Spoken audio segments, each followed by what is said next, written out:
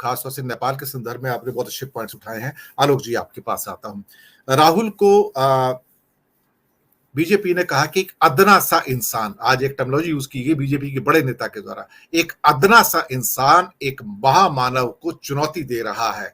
उसकी मतलब कहने का मतलब है कि वो शायद ये कहना चाह रहे थे कि उसकी औकात क्या है कि जिसके सामने खड़ा रह सके। लेकिन हमने भी बहुत स्टोरी पढ़ी है सर, उसमें एक स्टोरी डेविड एंड गोलायत की भी है सर, जिसमें एक बड़ा राक्षस कैसे एक छोटे से बालक के द्वारा मारा जाता है, सब बच्चे इकट्ठे आते हैं और कैसे उसका वध कर देते हैं। सो नोबडी शुड, क्या कहते हैं कि, underestimate the power of a so called अदना सा इंसान।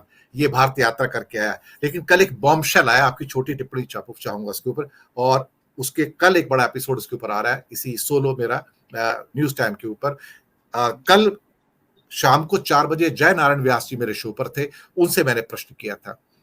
मोदी जी ने कहा था कि चीन के संदर्भ में कोई हमारी जमीन में नहीं घुसा है, 1 इंच भी जमीन नहीं ली गई है। कल सीडीएस कंबाइंड डिफेंस सर्विसेज के चीफ अनिल चौधरी साहब ने एडमिशन किया कि हम अधिकतर इलाके चाइना के कब्जे से छुड़वाने में कामयाब हो गए हैं, लेकिन डेप्सांग और डैमचौक अभी भी चाइना के कब्जे में है और बातचीत चल रही है ताकि उनको छुड़वाया जा सके। दिस इज द स्टोरी, जहां पर आज उनका मणिपुर में एक स्टेटमेंट था, तो मणिपुर का स्टेटमेंट हेडलाइंस में है अनिल चौधरी साहब का, सीडीएस का, लेकिन उस खबर को जहां पर बताया गया कि जहां प्रधानमंत्री ने देश से असत्य बोला कि चाइना अंदर नहीं घुसा है, उसको कल सीडीएस ने मोहर लगाई है। ये शब्द लिखे आए हैं कई वेबसाइट पे कि मोहर लगाई है कि भारत का एरिया चाइना के कब्जे में है और उसको छुड़वाने की कोशिश की जा रही है। This is apart from the grazing lands which had been converted into a buffer zone between India and China near the LAC, particularly in the Ladakh area. Sir, इस पे टिप्पणी चाहूंगा, फिर मैं राहुल पे आता हूं सर आपके पास। जी धन्यवाद दिनेश जी, ये बड़ी महत्वपूर्ण चीज है, ये डेवलपमेंट है, ये बड़ा महत्वपूर्ण है। और ये हमारे सीडीएस का जो जनरल का जो बयान है, ये भी बड़ा महत्वपूर्ण है। देवचौक सहित 2 इलाकों में जो इन्होंने जो बात की है चौथांग में, तो आप ये मान करके चलिए कि जो भारत की सरकार का जो स्टैंड है, उस स्टैंड से ये सूट नहीं करती है। पहली बात तो ये, और दूसरी बात जो आपने कही कि जो बफर जोन अब जो बनने जा रहा है, वो भारत बन चुका है की सर, बन सीमा चुका में, है। हाँ, भारत की सीमा में बना है। इसका मतलब कि वो चाइना का एडवांसमेंट तो हो ही चुका है। अब आप स्वीकार करें चाहे ना करें, लेकिन वो एडवांसमेंट हो चुका है। केवल यही नहीं हुआ है, आप मतलब इसी बॉर्डर पे आप मत आइए, आप उधर आ जाइए। अगर आप वो चिकन नेक पे बात करेंगे तो वहां भी मतलब जो भूटान वार पे, वहां पर उन्होंने बस्ती बना दी है। एक और नया एक जो सैटेलाइट इमेज जो आई है, उसमें आज आई है कि वो एक जगह और अपनी बस्ती बना रहे हैं, वो पूरा गांव बसा रहे हैं। तो कुल मिलाकर ये है कि अब बात तो सत्य और असत्य की होती है। अब सत्य असत्य की तो बात करना कोई फिजूल नहीं है, क्योंकि ये तो ये है कि 100 बार बोली जाएगी तो वो बात सच मान ली जाएगी और इनका आईटी सेल इसमें लग करके उसको साबित कर देगा। सर, राहुल ने इस बात को कई बार कहा कि चाइना ने भारत की भूमि मोदी जी के काल में हथियाई है, लेकिन ये मानने को तैयार नहीं थे क्योंकि 56 इंच की छाती में दाग लग जाता था। लेकिन अब सीडीएस ने एक्सेप्ट किया है, हाँ, चाइना ने हमारी भूमि हथियाई है। जी सर, अब मैं इसको एक दूसरे तरीके से कहूंगा। भारतीय जनता पार्टी का आईटी सेल इतना मजबूत है कि राहुल गांधी ने एक, आपने बड़ा वो सुना होगा कि इधर से आलू डालो उधर से सोना निकला, लेकिन वो पूरा सेंटेंस नहीं था, आधा सत्य अर्ध सत्य वायरल किया गया था। उन्होंने बाकी जो ओरिजिनल वीडियो है उसमें उन्होंने ये भी कहा था कि ये बात किसने कही है, तो भारतीय जनता पार्टी ने तो उतने में ही लेकर के वो आगे उड़ गए थे और वो तमाम जगह वो वायरल हो गया और वो देश भर में वो बातें चल निकली थी। तो सवाल है कि अब एक बड़ी चुनौती आईटी सेल के पास भी है, कांग्रेस वाले के पास भी है, उसको जवाब देना पड़ेगा, सारी पुरानी कतरनी निकालनी पड़ेगी और दोनों को करना पड़ेगा। आईटी सेल कर भी रहा है, मुझे नहीं मालूम, एक वीडियो वायरल हो रहा है, जैसे एक स्टेडियम वाला है, कि एक तरफ वो गृह मंत्री बयान दे रहे हैं कि उसमें ऐसी पानी की व्यवस्था है कि कुछ नहीं होगा, दूसरी तरफ वो पानी बहता हुआ दिखाया जा रहा है, कल कल करता हुआ बहता जा रहा है। तो ये सवाल है कि आईटी है, परसेप्शन तोड़ने के लिए लोग लगे हुए हैं। लेकिन जब अफीम की डोज जब ज्यादा होती है ना, तो इतनी जल्दी परसेप्शन काम नहीं करता। हाँ ठीक है, बोल रहा है, लेकिन है तो वही सही। जब आपके पास में कोई तर्क नहीं होते ना, अभी धनंजय जी ने भी बात बहुत अच्छी कही कि जब आपके पास कोई तर्क ही नहीं है तो आप इनके धनंजय जी की बात मुझे बड़ी अच्छी लगी कि आप पढ़े लिखे को आप वो कर देते हैं। ये तो कालिदास और विद्योत्तमा का जो प्रसंग है शास्त्रार्थ वाला, उसमें बिल्कुल था कि वो कुछ भी हाथ पैर दिखाता था और पूरी की पूरी एक टीम बैठी होती थी जो वो सही साबित करती थी। अब सवाल ये है कि धनंजय जी से पूछूंगा कि क्या भाजपा की आईटी सेल वो वाली उस टीम से प्रेरणा ले रही है क्या?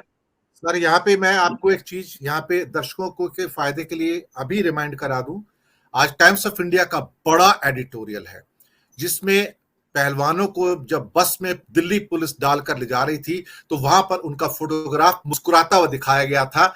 और आज उस बात को टाइम्स ऑफ इंडिया ने प्रूव किया कि आर्टिफिशियल इंटेलिजेंस उपयोग करके किसी ने वो मुस्कुराता चेहरा बनाया और उसको पोस्ट किया। सर ये साइबर फ्रॉड था। और लेकिन उसमें ये नहीं लिखा कि इसमें शायद बीजेपी के लोग थे जिन्होंने ये किया होगा या कोई आईटी सेल के लोग थे जिन्होंने ये किया है। तो साइबर फ्रॉड कहां से निकल कर आ रहे हैं और वहां पर बीजेपी का नाम नहीं लिखा, ये कहा कि आर्टिफिशियल इंटेलिजेंस का सहारा लेके किसी ने किया, ये खतरनाक संकेत है। सर ये आर्टिफिशियल इंटेलिजेंस का यूज कौन कर रहा है सर? इसमें देखिए एक बिहार के एक यूट्यूबर है, उसने तमिलनाडु वाला भी तो किया था, लोगों के भागने वाली बातें, मनीष कश्यप। हाँ, उस पर कश्यप के ऊपर मुकदमा भी हुआ, सारी चीजें हुई। तो सवाल है कि इस तरीके का आप ये नहीं कह सकते कि वो आईटी सेल के पेरोल पे है, वो एम्प्लॉय है, ये नहीं कह सकते। सवाल ये है कि दिमाग में इतनी सारी चीजें भर दी गई हैं कि लोग खुद ही तैयार हो गए हैं। लोग जो उनके जो भक्त हो गए हैं वो खुद ही बढ़ चढ़ करके भाग ले रहे हैं। और ये केवल सीमा केवल वहीं जाकर एक छोटे मोटे भक्तों तक नहीं सीमित हो गई है, ये हो गई है मिनिस्टर तक सीमित हो गई है। सब खुश करने में लगे रहते हैं। सारा देखिए पे एक समय चला था कि मैं सर आपकी आवाज सारे चौकीदार क्या हुआ, एक समय हुआ था कि स्वच्छ भारत में सब झाड़ू लेकर निकलता से बड़ा कष्ट होता है, किसी को फर्क पड़ा सर आपकी आवाज जैसे किसी को क्षमा नहीं कर पाएंगे। सर आपकी आवाज अटक के आ रही है सर। अच्छा माइक जरा देखिए। तो चलिए मैं थोड़ा पास आ जाता हूँ। तो इसलिए मुझे नहीं लगता कि उनके किसी कहने पे कोई फर्क होता है, क्योंकि उनका जो मकसद है सिर्फ ये है कि अगर लोकसभा का मामला है तो 272 हमको पार करना है और विधानसभा का है तो हमको ये पार करना है। नियम दो तरीके से हैं, संविधान की किताबें दो तरीके से हैं, एक प्रिविलेज्ड लोगों के लिए अलग है और जो नॉन प्रिविलेज्ड है उनके लिए एक अलग है। तो आर्टिफिशियल इंटेलिजेंस तो तमाम चीजों में हो जाती है, उसका तो अब आप कुछ कर नहीं सकते। सवाल यह है कि उस नैरेटिव को क्या दूसरे लोग, विपक्ष के लोग क्या लोगों तक पहुंचा पाएंगे? ये नहीं हो पाता। अब आप देखिए भारतीय जनता पार्टी अभी भी पलट कर जवाब देती है कि कांग्रेस या विपक्ष से बताओ तुम्हारा नेता कौन है, लेकिन लोकसभा के अलावा ये किस क्षेत्र में ये नेता घोषित कर पाते हैं? उत्तर प्रदेश एक अपवाद है जहां पर इनको योगी को घोषित करना पड़ा। आपने वहां पर कर्नाटक में घोषित किया, हुआ क्या आप अब आने वाले चुनाव में आप कहाँ घोषित करे थे? क्या असम में आप घोषित कर पाए थे? नहीं कर पाए थे भाई। आप सोनोवाल को भी तो नहीं कर पाए थे, सोनोवाल के आपने में लड़ाया, फिर बाद में ये होगा कि भाई वो शर्मा बनेंगे। तो सवाल ये है कि उसके पलटवार जो करते हैं उस पलटवार का क्या वो जन जन तक अपने पार्टी संगठनों तक पहुंचाते हैं? यही एक बड़ा सवाल उठता है कि कांग्रेस को अपनी वेल ऑयल्ड मशीनरी बनानी पड़ेगी। लोग उनसे जुड़ रहे हैं लेकिन उनको लक्ष्य देना होगा, उनको एक काम सौंपना होगा। भारत जोड़ो यात्रा इतनी सफलतापूर्वक चली, लेकिन जैसा आपने विषय प्रवेश में कहा था, कांग्रेस का जो नेक्स्ट स्टेप है वो नेक्स्ट स्टेप नहीं नजर आ रहा। यहां मैं थोड़ा सा एक दूसरे तरीके से कहूंगा, भारतीय जनता पार्टी जो काम कर रही है वो कॉर्पोरेट शैली में काम कर रही है। वहां पर भारतीय जनता पार्टी में एक सीईओ है, एक डिप्टी सीईओ है, वहां पर दो लोग काम कर रहे हैं। हमारी कांग्रेस पार्टी में पता ही नहीं है, क्योंकि भारतीय जनता पार्टी का वो लोग ओन करते हैं। सारी जिम्मेदारी चुनाव के नतीजे के पहले तक उन्हीं की होती है। जीत गए तो अपने चेहरे पर चेहरा बांध लेते हैं, अगर नहीं जीत पाते तो वो बोमई को आगे कर देते हैं। नहीं सर, नड्डा जी है ना इसके लिए। सर नड्डा जी का चेहरा आ जाता है। तो सवाल ये है कि वहां जवाबदेही नहीं है। अगर नड्डा जी हिमाचल में हार जाते हैं, हिमाचल से आते हैं, एक मंत्री जो सूचना है वो हिमाचल से आते हैं, हिमाचल में सरकार नहीं बन पाती, तो ये अपने वो दिलासे के, अपने जो कोर टीम है उसको दिलासे के लिए बोल देते चिंता मत करो भाई, हमारे तो उतने वोट आ गए, थोड़ी सी मेहनत और कर लो। दिल्ली में हार जाते हैं नगर निगम वाले में, तो फिर कहते हैं चिंता की बात नहीं, हमारे उतने वोट आ गए। मतलब हारने के बाद भी ये एक अपना बचाव का एक रास्ता ढूंढ लेते हैं। उस रास्ते को विपक्ष नहीं बंद कर पा रहा है, तो इनको एक अपना संगठन बनाना पड़ेगा और संगठन को काम सौंपना पड़ेगा। मुझे अभी तक नहीं मालूम कि तमिलनाडु में इन्होंने कितना सक्रिय हुए, किस तरीके से सक्रिय हुए। कर्नाटक में तो पहले भी कर्नाटक के छत्र कांग्रेस के बहुत मजबूत है, बहुत मजबूत है।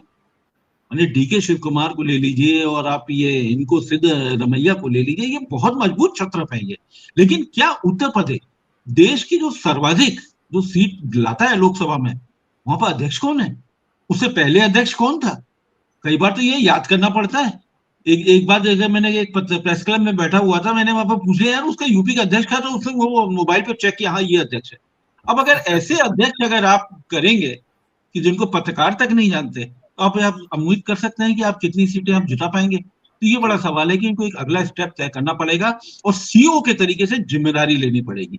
वो जिम्मेदारी नहीं है कि आप 2019 में हार गए तो जाकर के घर बैठ गए, मतलब कि आप चुनाव हार गए तो भाई अब मैं नहीं लड़ूंगा, मैं अध्यक्ष नहीं बनूंगा, ये नहीं बनूंगा। ये सब बच्चों वाली हाई स्कूल वाली रूठना मनवाना ये बंद करने है कि वो रूठे और दूसरा कोई मनोहार करके मनाए। ये सब बंद करना चाहिए। राजनीति में है, गिरते हैं धूल झाड़िए, खड़े हो जाइए और फिर से घुड़सवारी करिए।